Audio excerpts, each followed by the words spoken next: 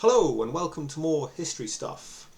So in the last video I talked a bit about the rise to power of Michael VIII Palaiologos, who was the Roman emperor who recovered Constantinople, the capital of the Eastern Empire, otherwise called Byzantium or the Byzantine Empire, in 1261.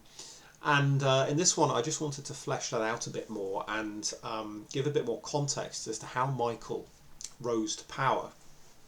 As I said in the last video, he was a member of one of the old imperial aristocratic families. And during the reign of the previous emperor of Nicaea, Theodore II Laskarid, many of these families had been sidelined. This was a deliberate policy by Theodore II because he didn't trust these old families, and what he tried to do was raise his own sort of friends and supporters to power from relatively sort of low-ranking families and create a new elite composed of men who were his personal friends, his companions, whom he could trust, and then push aside the old families who were traditionally used to holding power, an office, being in charge of the military and that sort of thing.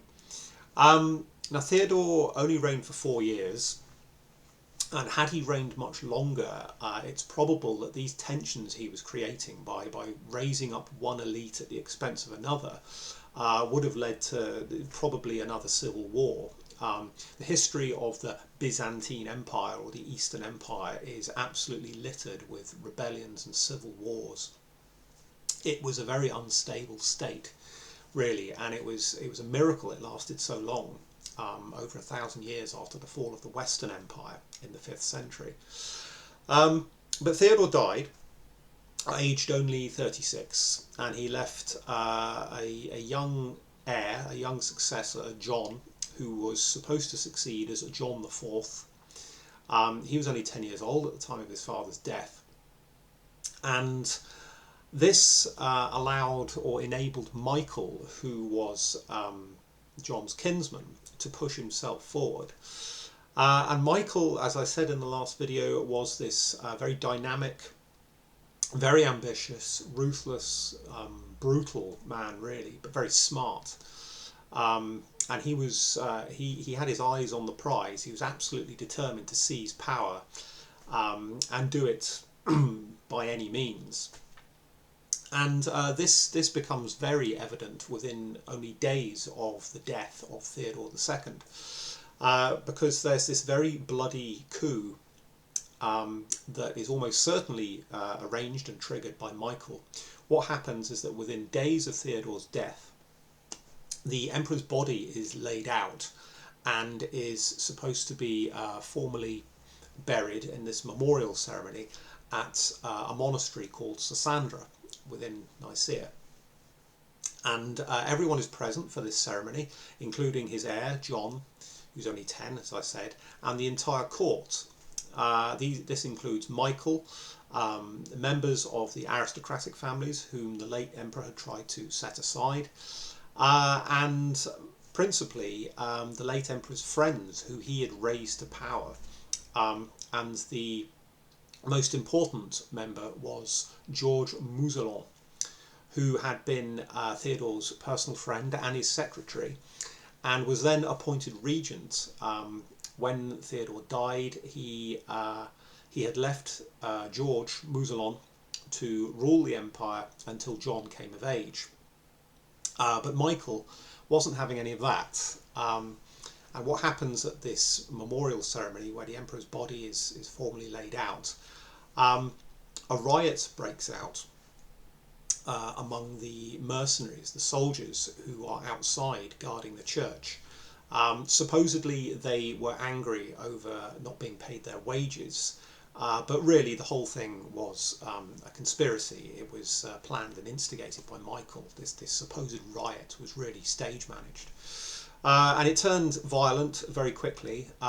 John, who was obviously quite a brave little boy, he tried to calm it down by going outside and saying, "Look, let's not be silly here. Let's talk about this." But these soldiers, who have clearly been paid to do a job here, they push John aside and they rush into the church, the monastery, and they kill George Mousselon on the spot. He tries to hide behind a door, but they drag him out and just hack him to pieces inside the church, along with his brothers and many other officials, all of whom had been the favourites of the late Emperor Theodore II. These were the men whom he had raised up in opposition to the aristocratic families whom Michael is now really the head of. And as I said, this was clearly organised well in advance, principally by Michael, and what he's doing is he's clearing the way. He's eliminating all of the men who could potentially oppose his rise to power.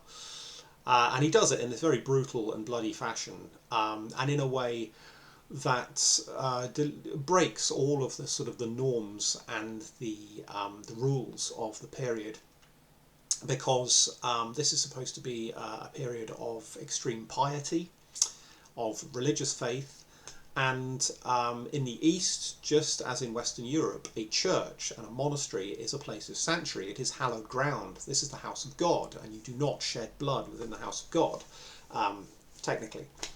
But Michael just ignores all that, and he and his followers use this opportunity to get at the regent, Mousselon, and all of his relatives and his supporters, his friends, and they just slaughter the lot within the precincts of the monastery. This might be compared to similar episodes in the West, such as famously Robert the Bruce, the King of Scots. He killed his rival John Comyn in a church in Dumfries in Scotland in 1306, only a few decades later. There was another very similar incident in Italy in 1271, when Henry of Almaine, nephew of Henry III of England, cousin to Edward I, was killed inside a church, very similar, by Simon and Guy de Montfort in revenge for the death of their father. So these church killings are not uncommon, they're not unknown, even though they break all of the, as I said, the accepted norms, the standards, the beliefs of the time. They were shocking to contemporaries, but that didn't stop it happening. And this is what Michael does.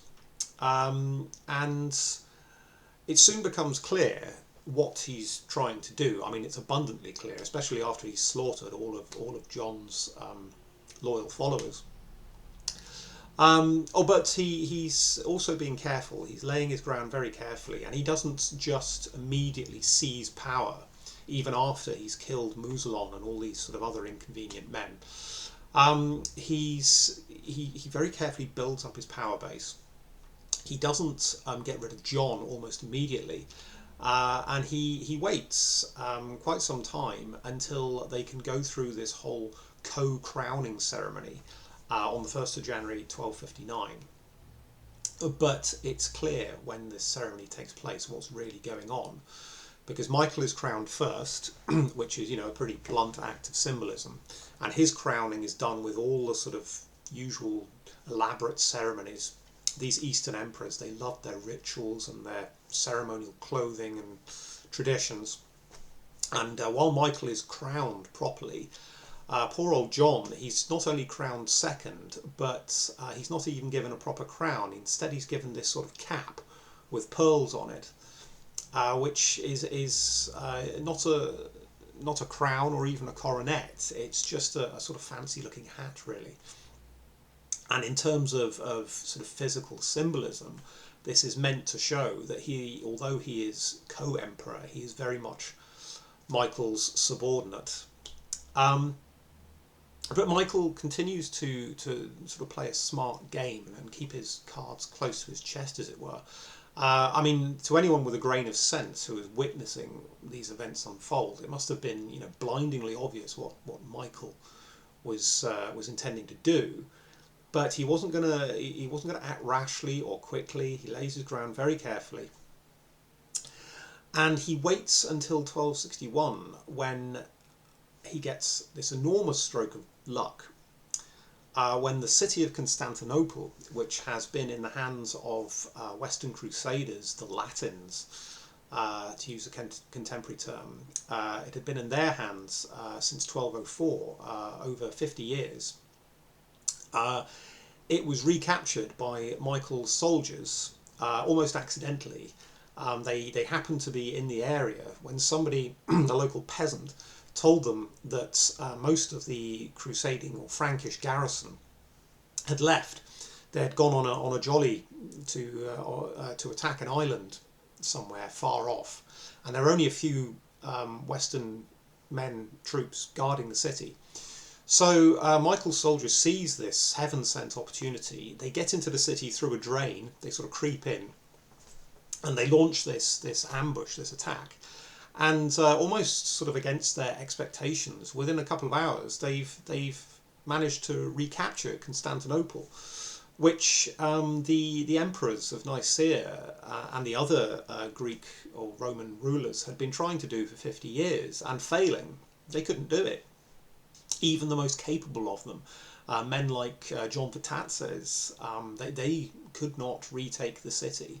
But now it had been done. They had recaptured it by this sort of very fortuitous event.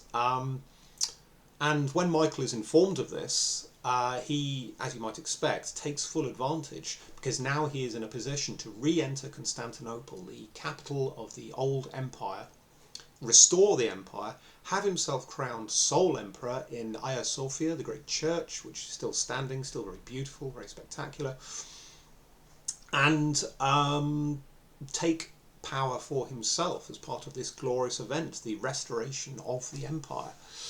But that means that there is no longer any room for his co-emperor, poor little John IV,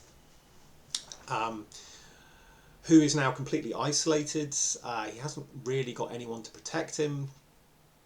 But Michael still has to step carefully, because John is, he is the appointed successor. He's the son of the late Emperor Theodore II.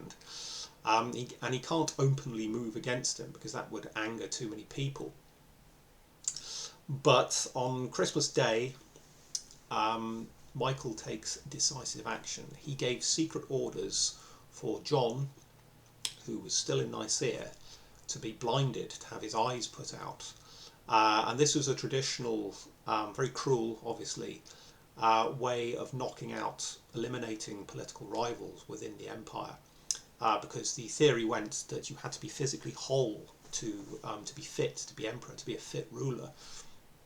And the normal mutilation technique was to blind your rival and castrate him. Because if he could not see and if he could not father children, then, well, he was not good for anything. And this was the very cruel, painful, agonising fate of many failed emperors. John is not castrated. Michael didn't inflict that particular torture, but he is blinded. And it's done on Christmas Day, on his 11th birthday. Which, when you think about it, is really very sort of ruthless, and looks like a deliberate, almost sadistic on Michael's part. And while Michael, there's lots of positive things to be said about his capacity as a ruler, he would prove to be this very sort of competent, gifted emperor. There's not much you can say in his defence here. He simply takes a very brutal, pragmatic action, which he knew full well would horrify a lot of people, which is why it's done in secret. And when it eventually comes out, because it can't be hidden forever, it does indeed cause a great deal of protest and consternation within the empire. But that is what is done, and the only positive or bright thing to be said is that John survives. He survives this operation of having his eyes burnt out with a hot iron. It must have been pretty tough. And he spends the rest of his life as a monk, and he lives for another 40 years or so. He died in about 1305, I think. And as far as we know, he lived a perfectly sort of harmless, peaceful life within a monastery. So there's that to be said. You know, it wasn't all terrible, but obviously this is very brutal and very nasty. But what it does do is clear the way. Michael is now sole emperor, and the Laskarid dynasty it has now been firmly shoved aside, and Michael is in a position to establish his own dynasty, the Palaiologos, who will rule the empire until its downfall, until the end in 1453. So that was the end of the Laskarids, whom I shall talk about more in future videos probably, and also the reign of Michael VIII, which would prove to be very, very dramatic and interesting. So I hope you enjoyed that, and I'll see you next time. Thank you.